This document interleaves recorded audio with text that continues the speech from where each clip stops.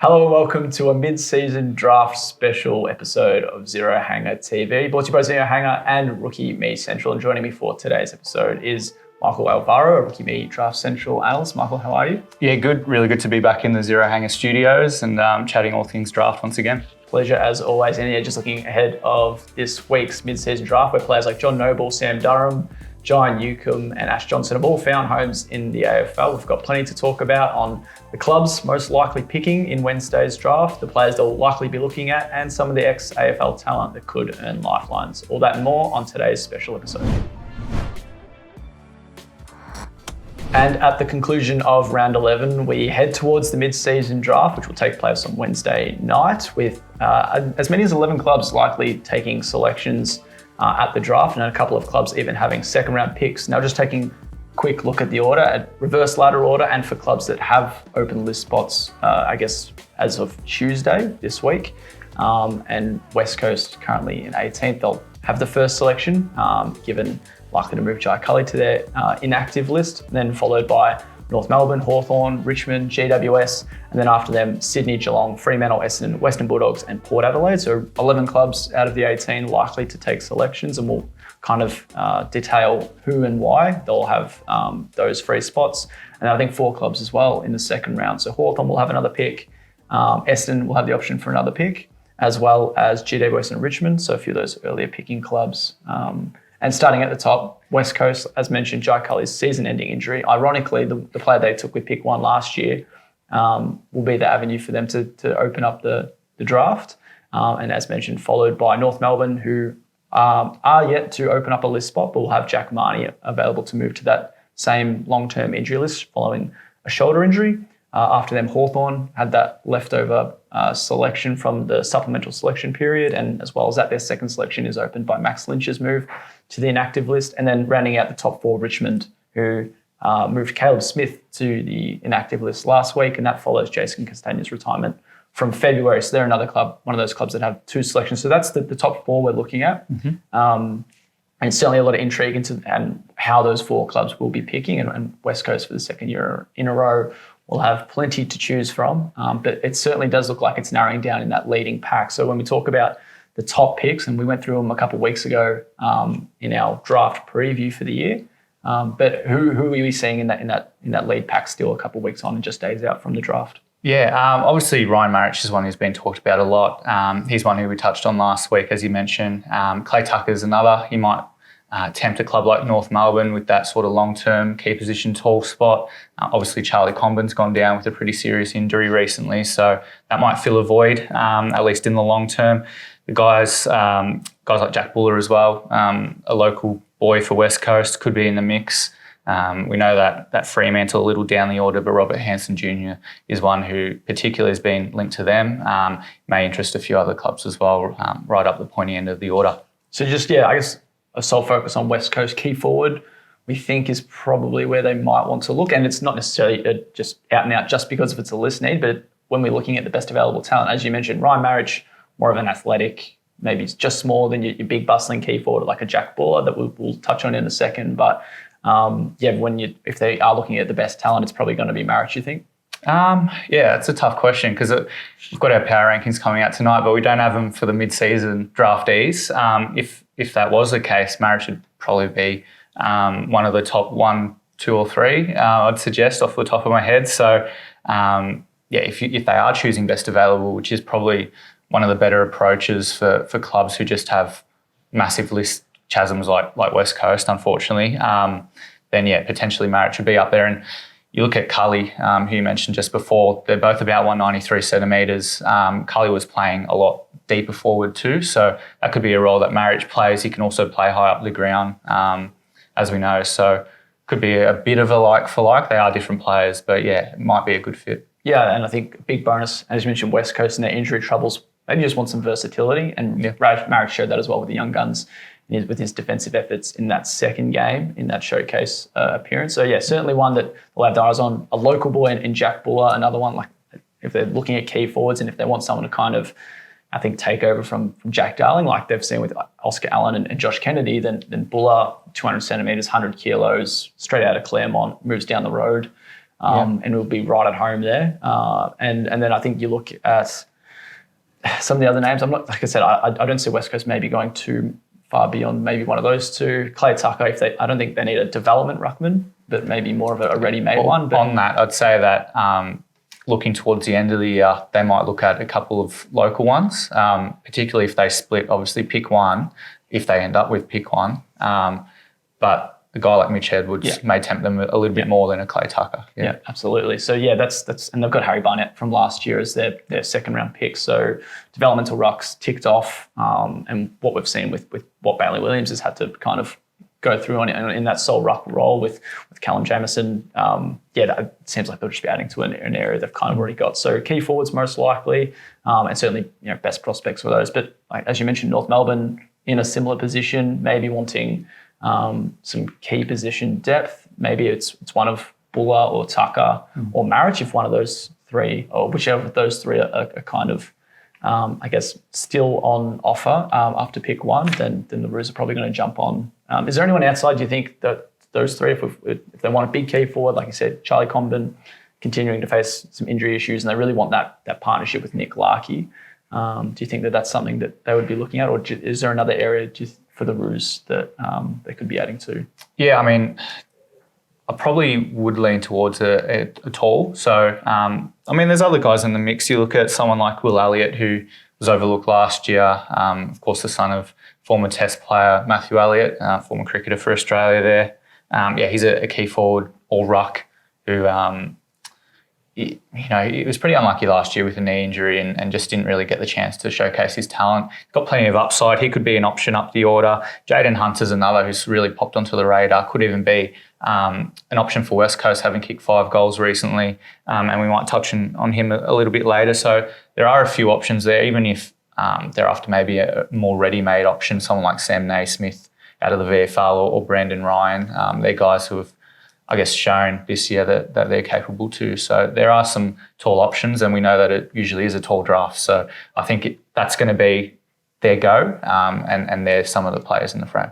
Yeah, interesting. Brandon Ryan listed with North Melbourne's VFL side, I think as a teenager, and he was there for a couple of years, injured a lot of the time. So he's kind of gone back through the route of local footy, back into the VFL with Northern Bull Ants, and was one of the 11 players invited by AFL clubs to do some testing. So that's really worked out in his favour. He's missed the last few games through suspension. So he hasn't been able to showcase his talent right on the eve of the draft. But like you said, he's 200 odd centimetres. Yeah. And a really great chance, I think, for that athletic key forward, can switch back, can even pinch hit in the ruck. So as we mentioned with Ryan Marich versatility, if North are kind of after something similar, Brandon Ryan, certainly an option. Hawthorn, third on the order. Do they look again to Box Hill? Now, we can probably throw Ryan Marich and Clay Tucker in that group now because Marich has played the last 2 games for Box Hill. I think 4 goals across the 2 matches. Another pair on the weekend against Essendon's VFL side in that win. So whether he slips to them, he'll be, I think, quite ideal. They did pick up Fergus Green, so if they're wanting a kind of similar sized forward, then that'll be interesting to look at. But they do need more help for Mitch Lewis. If they want someone a bit bigger, Jack Buller out of Claremont, perfect option for the Hawks. But Ethan Stanley, another one of those guys who are really in that leading pack. And he's been with Box Hill this season and has done a lot of his work to be in the eyes of AFL scouts in the brown and gold. So another one that could just, still call Waverley home with that little move from Box Hill, but one that the Hawks could consider. What kind of player would they be getting if they look towards Ethan Stanley? Yeah, they're getting a great sort of outside runner. He really loves to take the ground in front of him. He's got a booming right foot kick. We saw that in the second Young Guns game. So, I think he'd slot in pretty nicely. They've got a really good young midfield core that they're building there. Some of the national draftees they've brought in have been in good form. So, I think he's a pretty likely type for that Hawthorn selection. Obviously, with Marich and Tucker, they're linked via their talent league team. So naturally, they that's their avenue to senior football. Doesn't necessarily mean that there's interest from Hawthorn directly. But they got to strut their stuff, as you say, with the Hawks. And I do like Stanley for that pick. So anywhere within that top 5, I mean, it's pretty prestigious, saying that you're a top 5 pick, even if it is mid-season, and he might get that chance. They've also got Cal Brown at Box Hill. Of course, he used to play for Collingwood. He had 39 touches on the weekend, so a few options, yeah. Yeah, he's been one of those leading names, ball winners, Cal Brown, from a disposal standpoint, and it's a lot of ex-AFL talent actually kind of leading that, with Boyd Woodcock, Jacob Dawson, both at Southport as well, really putting in great cases. And then Stanley, 2 goals on the weekend, just like Marriage. So, putting his best foot forward. We certainly could see someone follow the likes of James Blank and John Newcomb in going through those avenues. And even Fergus Green, who we mentioned earlier, did the same. Lockie Bramble, another one, trading Box Hill for Hawthorn and really finding themselves quite comfortable in the top flight. So certainly an option there at pick 3. And then pick 4, Richmond. The first thing that kind of screams out to me for the Tigers is a key forward.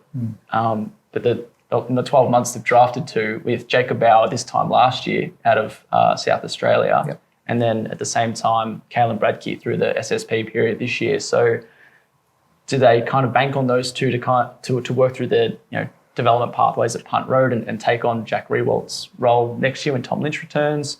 Do they want someone that can come in and have an immediate effect right now if it's not going to be one of those 2? And is that man potentially maybe a Jack Buller? Yeah, could be. If he slips through, for sure, he'd be in consideration. He'd definitely be a little more ready-made than the guys you mentioned there, Bradkey and Jacob Bauer. Bauer even is probably a bit more dynamic as that marking, maybe a third option as a tall forward. But, I think he could definitely be in the frame. They've got a lot of players. We saw that nominated list from clubs.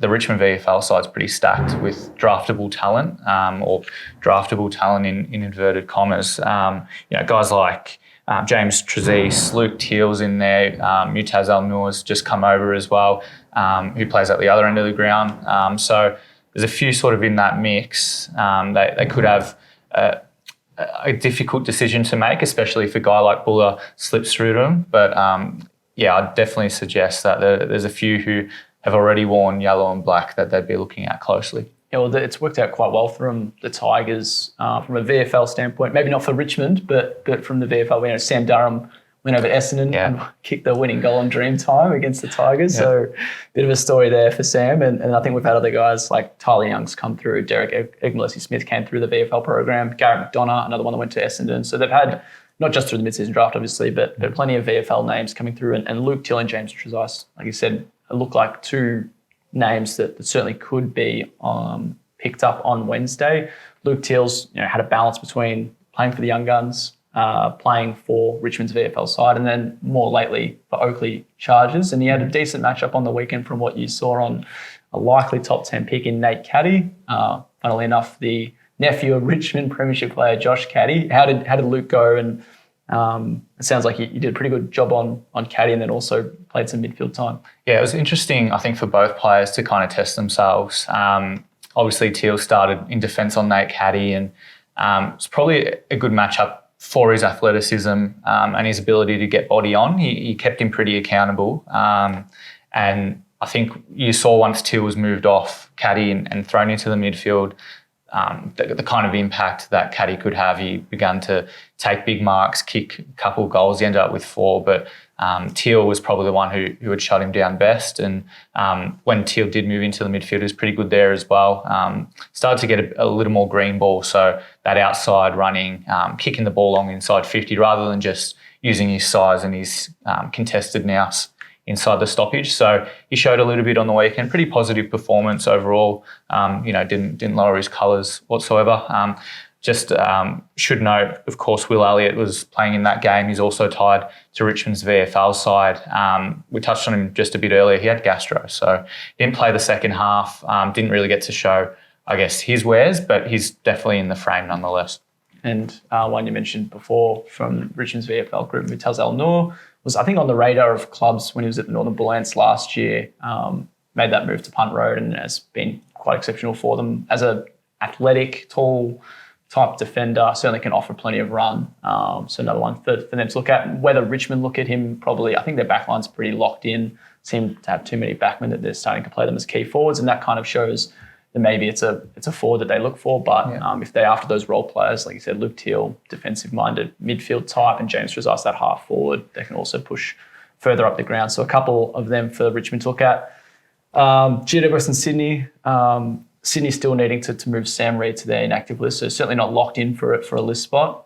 Sound like Kenny Beatson didn't want to give you too much information over the weekend either, but that's probably a story for another day. But the Swans, a key defender's needed, I think, with uncertainty over Paddy McCartan, and then also Tom McCartan battling his own concussion issues. Dane Rampy's neck injury is one that will be needing to be really delicate with. That they've said within a month, hopefully a couple rounds, that kind of stuff. But it can turn quite bad quite quickly. So very on cotton ball at the moment. The Swans co-captain, and it's likely to mean that they do look towards a key defender, someone that they can throw down back.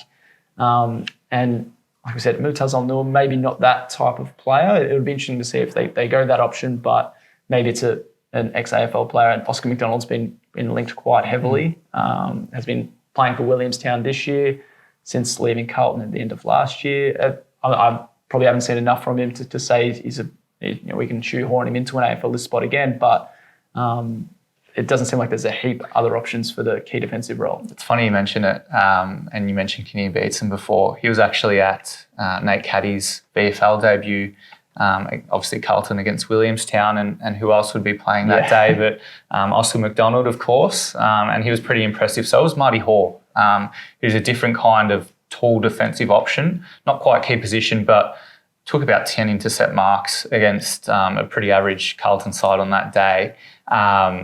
He's another who could be in the frame. But as you say, Oscar McDonald, has really not done much wrong since being dropped from the AFL with Carlton, and was probably unlucky really to have been cut there. So he could get a chance, and if you've got the recruiter's eyes on you, then that's a positive start. So if they're in attendance and watching, then you're always a chance. Absolutely. And Marty Hall was one that I thought maybe he was 12 or 18 months ago that I couldn't understand why he wasn't still on an AFL list. He had a terrible run with injuries after a great first season with Melbourne as that half-back that could really lock down his opponent and then also press on the attacking end.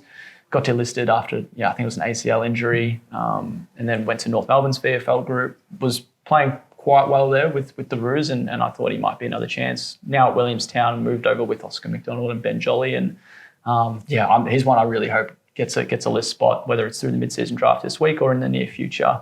And then, Oscar McDonald, like I said, if he's the standout key defensive option and the Swans have a list spot open, then we might have to be putting 2 and 2 together, and he could be at his third club.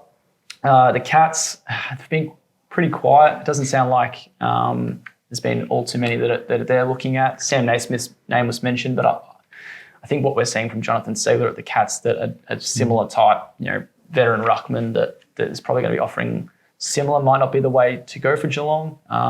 They've got a guy called Jai Chalcraft, I think that's how you pronounce his surname. Sorry, Jai, if that's wrong. Who's this inside midfielder. We know the problems the Cats have had with their midfield group, albeit through injury more than talent.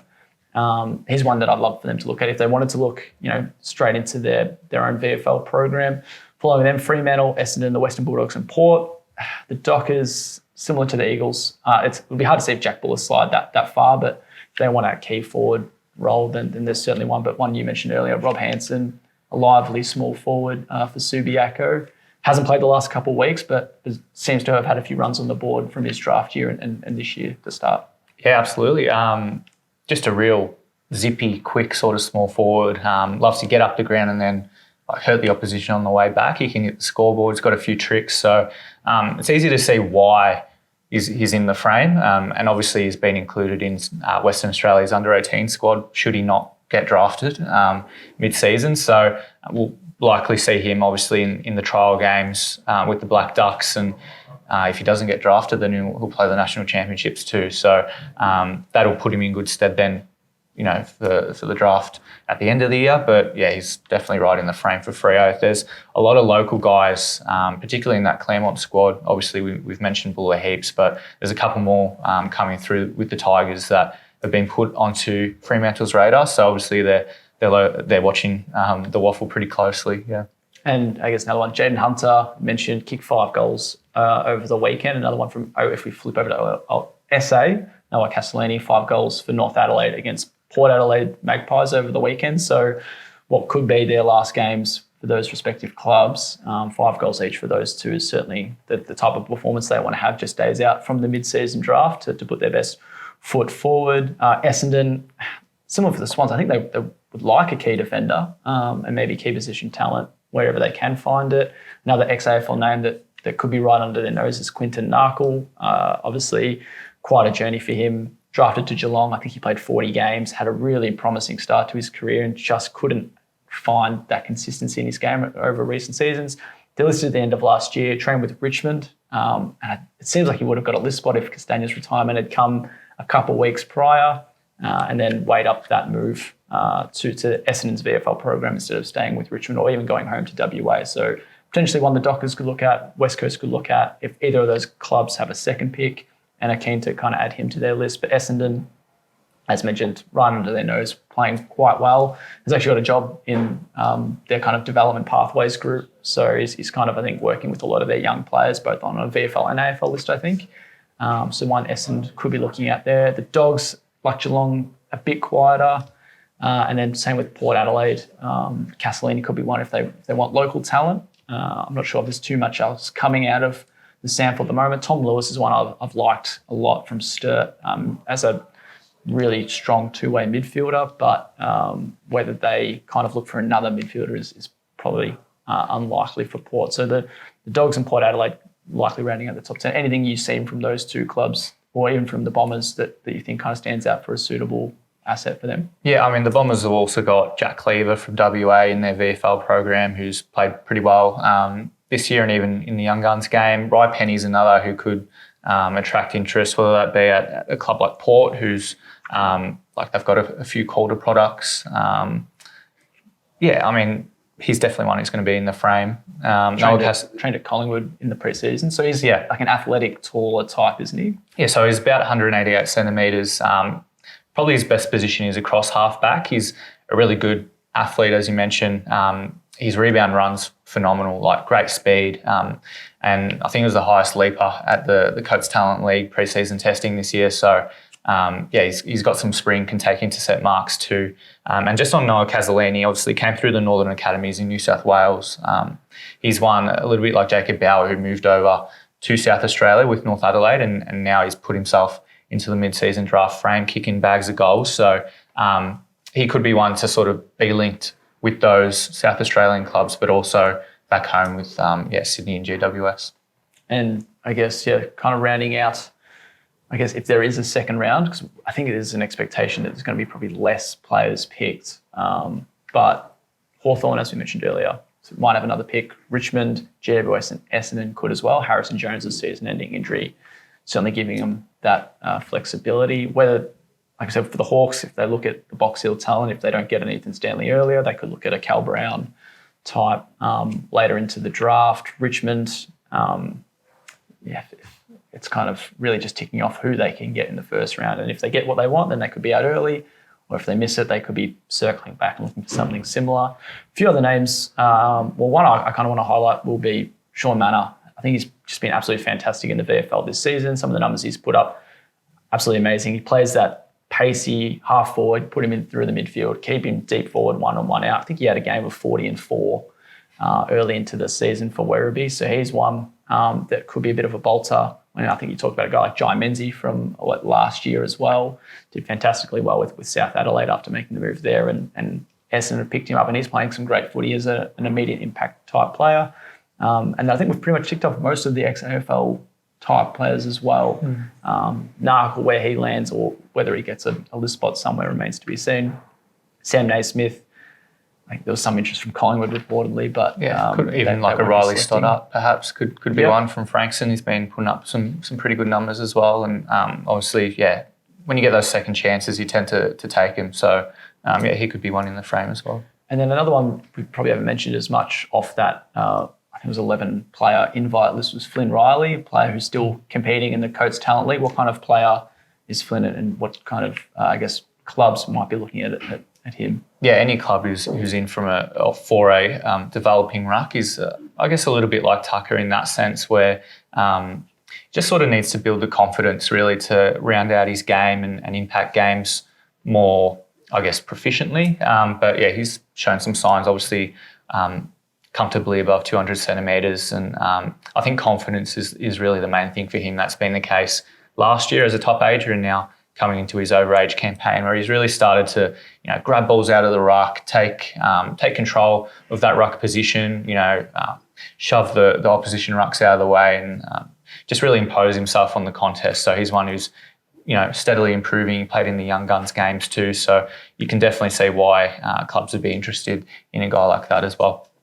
I think we've just about ticked off every player possible and every club that's looking at those picks, and there's certainly plenty to play out on Wednesday night at the 2023 Mid-Season Draft. Rookie Me Central certainly covering it as along with Zero Hanger, so pick yours if you want.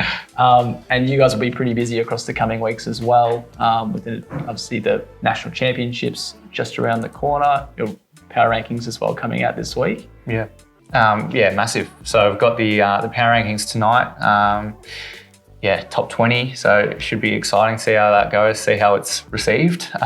Mitch has already taken his guess, so I don't know if it'll already be released, but get your guesses in if not. And then the National Championships are coming up pretty soon after the mid-season draft, so move on from those 19 and mature ages back to the top ages and guys who are in the frame at the end of the year. No guessing who'll be pick one there. You can catch plenty of draft analysis on Rookie Me Central as well as Zero Hanger. That'll wrap us up. That'll wrap up our mid-season draft special. Be sure to click on just about any of the upcoming content, because there'll be plenty covered in the coming days. Some draft analysis on the mid-season draft, and then follow that, our eyes will turn to the national draft and those national championships.